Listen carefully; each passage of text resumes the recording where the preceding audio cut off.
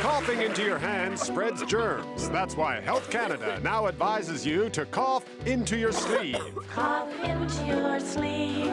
Here are some other handy tips on avoiding germs. Shake hands with your elbows. Shake hands with your elbows. Drive with your buttocks. Don't touch that alien drive. Germs lurk on doorknobs. Remove all doorknobs and burn them. Leave one doorknob on a stake as a warning to germs. That'll show 'em. These tips will keep you alive slightly longer in the coming plague years. Plague years are coming. Yeah! A message from Health Canada. Sleeves are the new hands.